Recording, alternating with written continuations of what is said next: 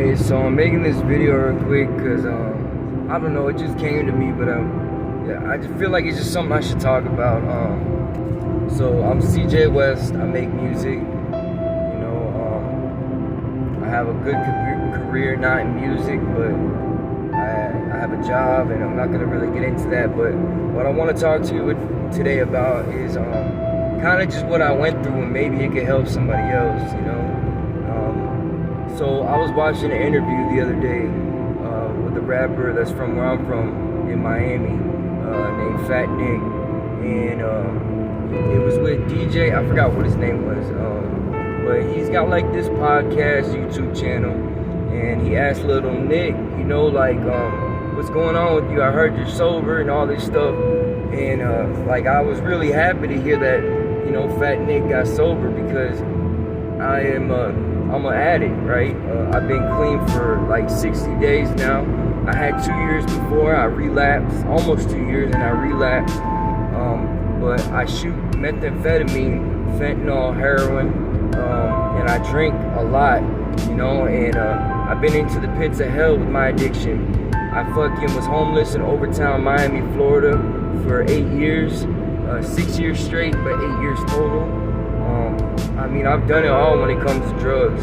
I'm not saying I'm no killer, I'm not no hard motherfucker, but I've been through it, you know, and I've been in those places and around those kinds of people for a long fucking time, man. Like, when I say homeless, I don't mean sleeping on the couch for a few days. I mean like homeless, like pushing a car, had no money, no phone, no nothing.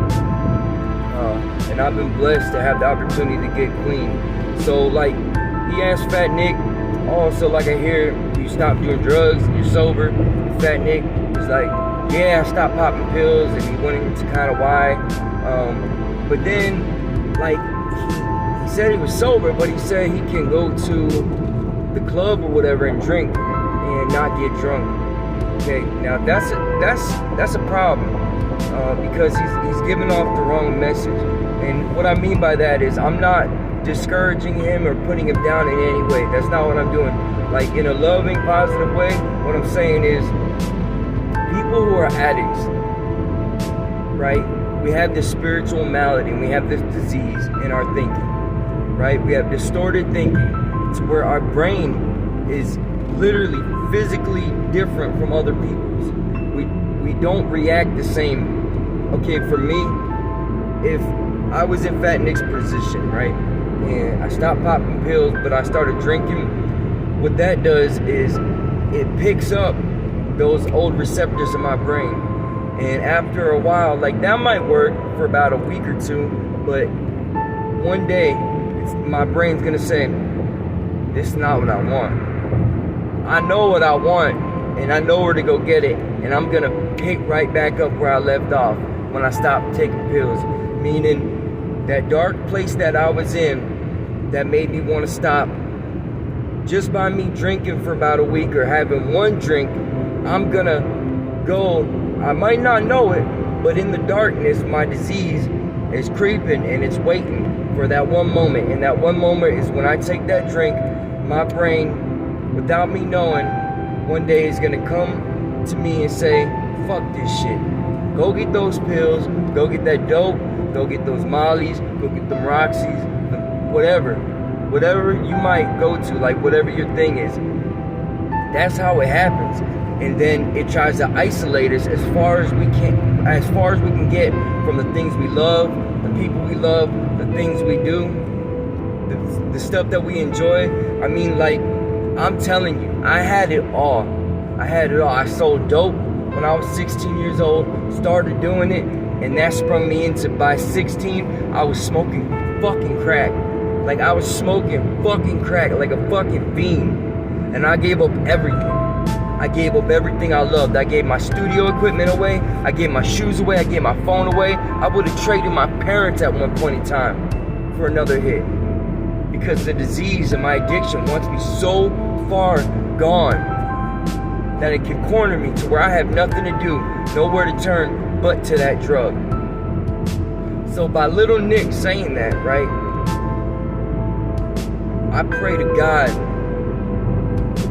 that he's that 1% of addicts that might be able to work for him by not taking the pills that he was addicted to, but drinking and not going back to them. But for me, this addict right here, that won't work. That won't fucking cut it. So, like, I guess what I'm getting into is, like, I've been in dark places. I lost my sister when I was 12 years old. She had cancer. It was 2 days before her birthday. She passed away. She was 10 years old. Okay, like, I've been through it all. My fucking best friend, when I was 14, committed suicide, and I lived in that room for 2 years after that. Okay, I've done seen people shot. I've done seen people murdered. I've been through a lot of shit, and I'm not gonna get into everything that I've been into. Okay, I've seen about 15 people overdose and die in front of my face from fentanyl. I've overdosed 11 times from shooting fentanyl. I don't know why, but God seems to need me here on earth. My God, okay? And if you're not with that, that's cool. Because at one point in my life, I wasn't with that shit neither. I really wasn't into that shit neither. But that's not what I'm gonna get into, man. I'm just saying, if you're struggling with something, if you might not be addicted to drugs, you might have some other disorders, you might be suicidal, you might be getting bullied. I was bullied in school until I started fighting back. And it's just fucking weird how the world works like that. You know, it's just weird how that works out. Like, I don't know if the bullying would have stopped if I didn't fight back. But I knew that if I didn't fight back, I could have got to a more fucked up way for it to stop. And I didn't want to get to that neither. But I was okay with that part. Luckily, it didn't get to what I'm referring to. But if you're getting bullied, you're suicidal, I've been through that shit, man. And there are people you can talk to and people you can go to. You know, if you're a drug addict, there's shit you can do to get right. You don't gotta live like that, okay? If you're around people that are doing that shit, like, you gotta cut all that shit out. You gotta get those people out of your life. You can't have people around you doing what you were doing and you're trying to change. You got to change everything. You got to change everything about you. My worst fear, okay, of getting clean and sober was that I would become a square. Meaning, I wouldn't be able to have the tough persona that I had in the streets. I wouldn't be able to be that fucking badass that everybody feared. I wouldn't be able to be that person that the jails built, you know, or turned me into. I wouldn't be able to be that person anymore. But through understanding and by talking to other people that go through the same shit, I'm able to learn and humble myself to say, okay, that's enough. Like, I don't give a fuck if I become a square. I need to change because I'm fucking dying. I'm fucking dying. I am one hit, fix, pill, snort, shoot, bad thought away from killing myself. And I wasn't okay with that. So if you feel how like I'm talking about, you can do something about it. You don't have to sit there in pain. You don't have to sit there in fear. Talk to somebody. Fuck those people that judge you. You know, they did a survey and they asked people that were on their deathbeds what they would change if they could go back in time.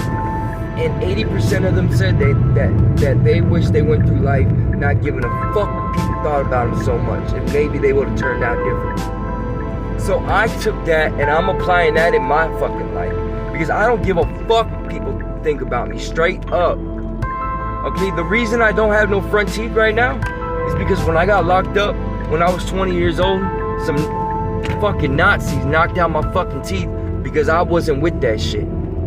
Okay? I'm not a racist, hating person. I lived in hate, but I wasn't fucking racist. Because like I said, I grew up in the streets. I grew up around all types of people. And I didn't give a fuck who you were. If you had what I wanted, I could adapt to that. Okay? I was a jack boy for a long fucking time. I was good at that shit. I was really good at taking what you had because I wasn't willing to work for it. Fuck a 9 to 5, like my dog Peasy says.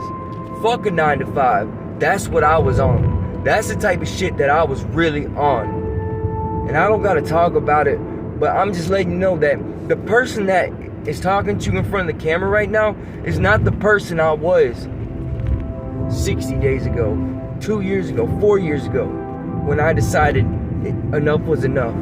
Because 4 years ago is when I started really looking at my life and saying, man, fuck this shit. I'm sick of being in relationships I'm miserable of and being with somebody I don't even fucking like. I need to change my life. I need to stop hanging around these people who are doing nothing but dragging me down, pulling me away from my dream, pulling me away from being my best self, because I could do something better with my fucking life.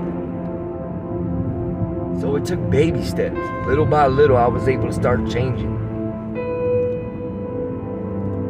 I'm not mad about who I am today. I'm okay with sitting here making this video with no teeth right now. Not giving a fuck what anybody thinks about me. Not giving a fuck what social media thinks about me. Because that shit will get you fucked up. That shit will distort your thinking. That shit will turn you in whatever the fucking media and whatever other people want you to be. You won't be able to live your life. You'll be a fucking puppet. And I'm telling you, you don't have to live like that. You don't have to be a backseat driver in your own fucking life. You can do whatever the fuck you want to do. Whatever makes you happy. You just gotta break free from whatever the fuck is holding you down, man. Whether you're a female, woman, they, them, he, she, trans, gay, queer, straight, whatever. Do what you feel like you need to do with your life. Just don't let people drag you down. Don't let your own thoughts drag you down. Break free from that. I'm telling you. The second I was able to do that, it was liberating. I was able to give my life, to give that life up that I was living. And say, fuck that. I lived it, I did it, I done it, whatever. It's over with. And move on, man. By me saying man, I'm not referring to man. That's just something I say, man. It's better than how I talked before, straight up. But I'm making this video out of love because somebody needs to hear this, man. Somebody needs to know that somebody cares whether you know it or not. I fucking care. I'm praying for you, whoever the fuck you are. I'm praying that you get better.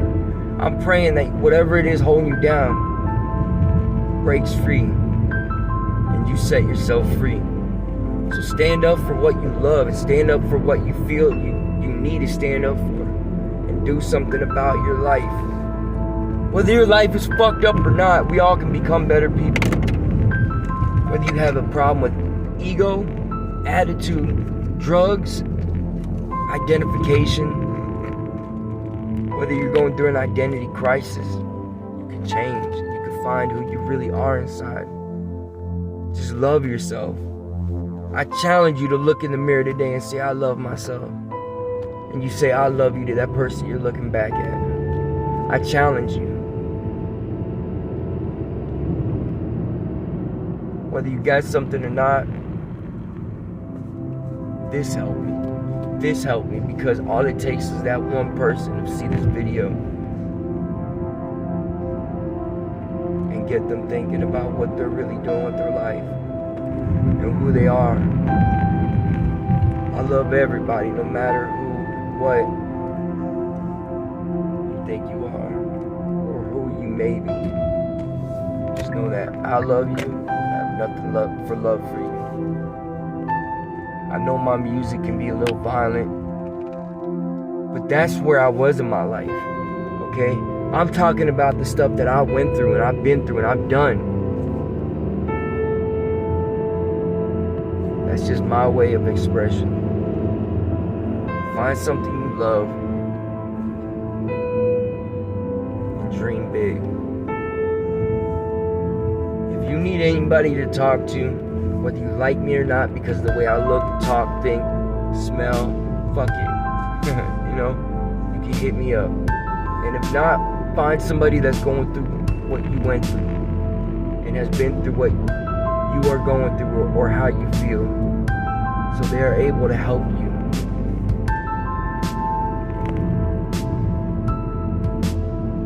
That's all I got to say. I love you.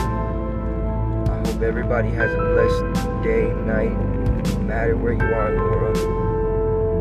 Just know that I care and I'm praying for you. This is CJ West.